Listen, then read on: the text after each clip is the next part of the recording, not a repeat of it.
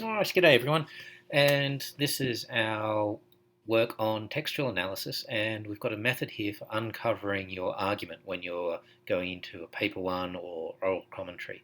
It works really well with fiction texts and non-fiction texts, and it's really a first step towards building your analysis. So this goes in just before you start your Big Five analysis work, which is a lot more detailed. We're going to apply this to Margaret Atwood's poetry. So let's take a look at the steps. So our steps are here before you read.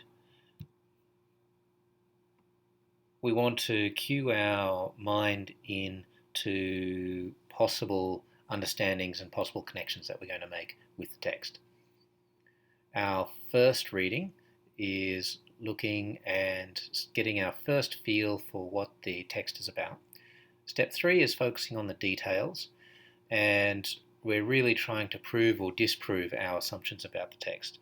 And step 4 is new insights, and this is where we really get down what we feel is the most important things about this text, and that will form the basis of our coming analysis.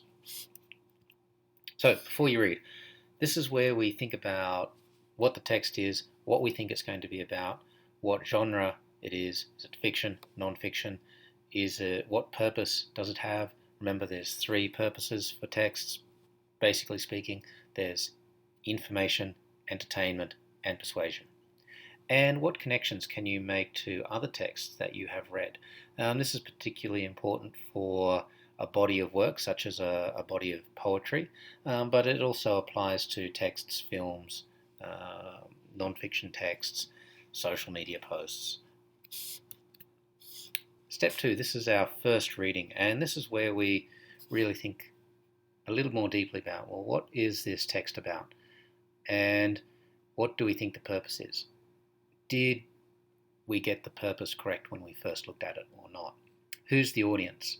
What words and phrases stand out? And can we identify message, themes, tone or mood, and particularly bias as well when we start looking at more of a critical approach?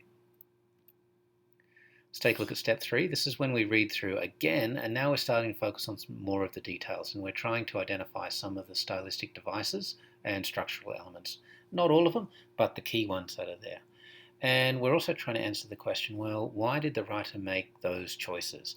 And we want to try and connect that to message, purpose, audience, bias, and theme. Finally, we look at our new insights. And can we identify something about the text that we didn't see in step 1 or step 2? And did you change your opinion about anything? So maybe you've figured out that, oh, actually, no, the message isn't what I first thought it was, it's actually this. Or maybe, no, the purpose wasn't to entertain, it was actually to persuade. So let's take a look at an example with Margaret Atwood's poetry.